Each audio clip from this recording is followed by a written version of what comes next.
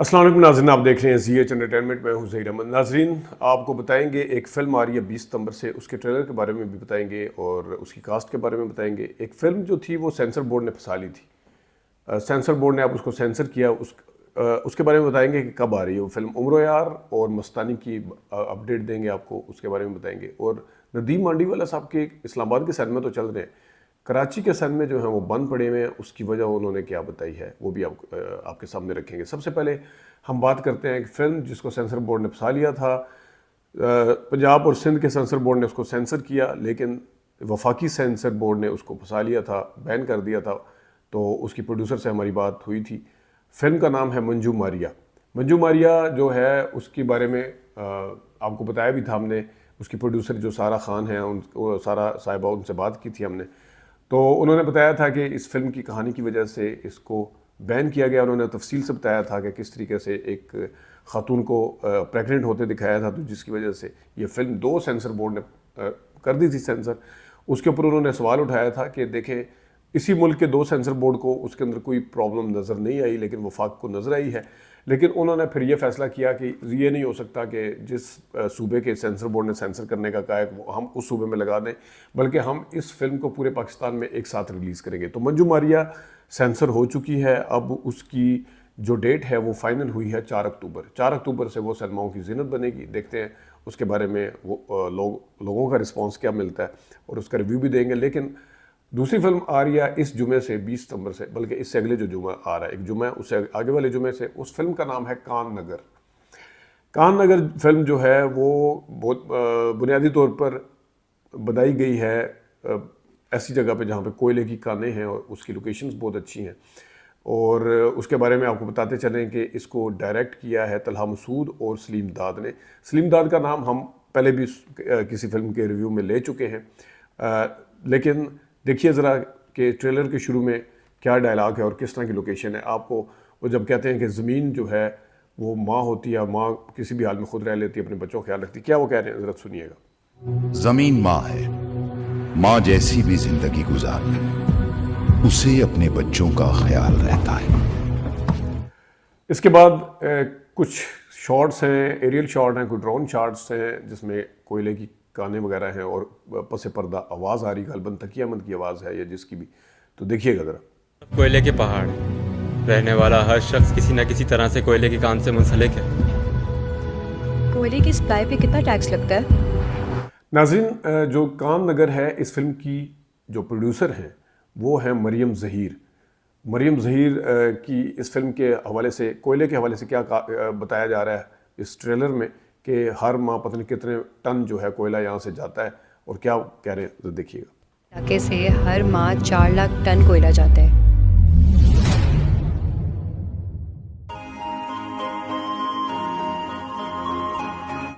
और आगे भी कुछ शॉट्स हैं उसके हवाले से देखिएगा, फिर आपको इसकी कास्ट के बारे में बताते हैं। देखिए।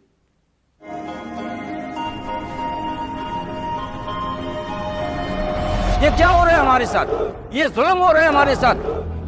इसका टैक्स हम जब।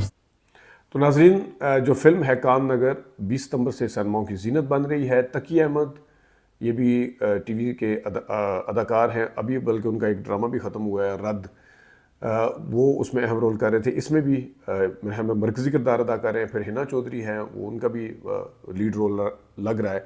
जावेद जमाल साहब बड़े अरसे के बाद नजर आए हैं। आपको याद होगा कोयटा सेंटर के हमारे बड़े अच्छे अदाकार थे, आदम के बेटे। मुझे उनका ड्रामा शायद अभी भी याद है कि वो उन्होंने काम किया था और भी काफ़ी सारे ड्रामों में आए हैं, तो वो भी इसके अंदर नज़र आते हैं। उनका भी डायलॉग सुनिएगा दोबारा से कि जहाँ पे वो कह रहे हैं कि मैंने पत्नी कितने नौकरी की, क्या किया, सारा कुछ। जावेद जमाल साहब। नौकरी के इस आखिरी हिस्से में सब के कुछ करना चाहता हूं मैं, वरना कल मैं अपने आप से आगे कैसे आऊंगा।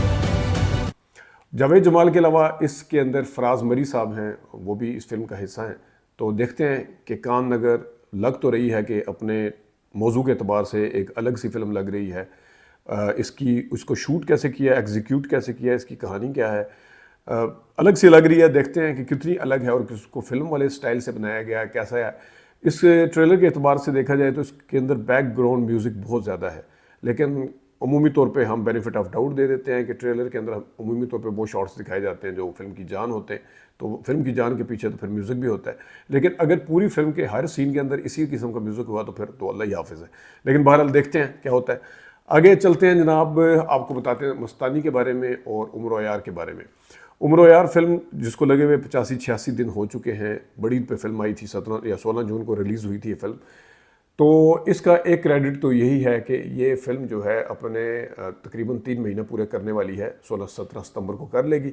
और इस तरीके से ये एक इसका आज के दौर में क्रेडिट इसलिए बनता है कि जिस वक्त 3 दिन फिल्म चलती है उस वक्त 3 महीने एक फ़िल्म निकाल रही है, तो इसका मतलब है कि फ़िल्म के अंदर जान है और फिल्म जो है वो कुछ ठीक कर रही है, बिज़नेस भी ठीक कर रही है। ज़ाहिर है वो वैसे तो सिनेमे वाले नहीं लगा रहे खैरात के तौर पे कि चलो बस लगा के रखें जी, कोई नहीं, प्रोड्यूसर खुश हो जाएगा। यहाँ तो आजकल 3 दिन फिल्म चलती है। मैं जिस तरह बताया आपको, 2 फिल्में मेरे से मिस हुई, मैं उनको रिव्यू नहीं दे सका, मुझे अफसोस है। सनक की कास्ट के साथ मैंने बात भी की थी, सनक नहीं देख सका उसके क्योंकि वो फिल्म मुझे मिली नहीं यहाँ पे। जब लगी मैं मसरूफ़ था, जब 2 दिन बाद दोबारा गया तो वो फिल्म नहीं थी।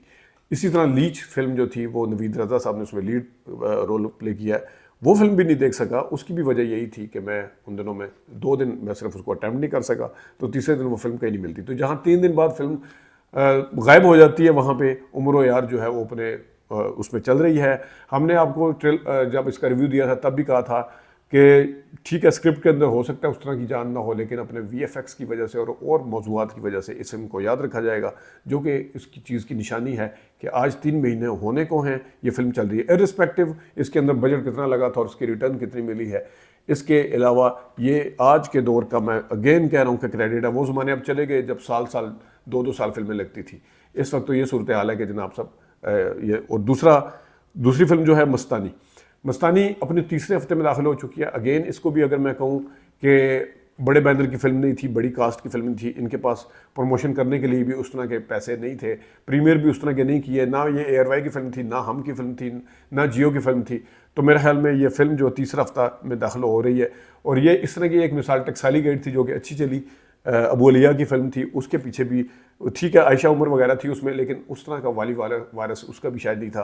वो भी सोशल मीडिया की बुनियाद पे या अपने प्रीमियर की बुनियाद पे चली और फिर उसके अंदर थोड़ी बहुत जान थी तो लोगों ने उसको फिर देखा, ये नहीं कि 3 दिन बाद गायब होगी। तो मस्तानी फिल्म जो है वो भी अभी तक लगी हुई है। अब कहाँ कहाँ लगी हुई है उम्र यार और मस्तानी, इसकी डिटेल भी आपको बता देते हैं। सबसे पहले आपको मस्तानी की बताते हैं। हैदराबाद के सैनिपैक्स के ऊपर अगर आप आ जाएँ तो हैदराबाद के सैनिपैक्स पे आपको मस्तानी लगी हुई नज़र आ रही है, आप देख सकते हैं। 8 बजे ये फिल्म जो शो चलता है इसका मस्तानी का। इसी तरह ओशन मॉल पे, सैनिपैक्स के ओशन मॉल कराची में 7:15 पे इसका एक शो है और दूसरा शो है 5 बजे, यानी 5 बजे पहला शो है, 7:15 पे दूसरा है। तो 2 यहाँ पे शो कराची में। इसके न्यूप्लेक्स कराची जो है Packages Mall, Cinepax Packages Mall Lahore में आए तो यहाँ पे मस्तानी 7:20 पे चलाई जा रही है। मस्तानी फिल्म न्यूप्लेक्स कराची DHA में 10:05 पे चलाई जा रही है। और इसी तरह आप आगे आएँ तो पैकेजेस मॉल पे दोबारा वो वाली स्लाइड अगर चलाएं तो 7:20 पे मस्तानी है और 8:45 पे उम्र यार फिल्म आपको नज़र आ रही है। आगे आ जाओ उम्र यार, गीगा मॉल इस्लामाबाद में उम्र यार 1:30 बजे चलाई जा रही है। उम्र यार जो जिन्ना पार्क रावलपिंडी में है 12:10 पे चलाई जा रही है। उमूमी तौर पे टाइम पे बच्चे शच्चे जाके देखते हैं।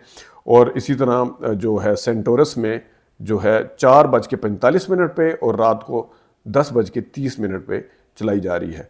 और इसी तरह उम्र यार क्यू सिनेमा लाहौर में 2 PM पे उसका शो होता है। ये थे आपके सामने मस्तानी और उसके शो। और ये चीज़ें सिर्फ मैंने इसलिए बताई आपको कि जिस टाइम फिल्म अगर बिज़नेस कर रही हो तो वो फिल्म सिनेमा पे लगी रहती है, उसको ढूंढना नहीं पड़ता, लगी रहती है।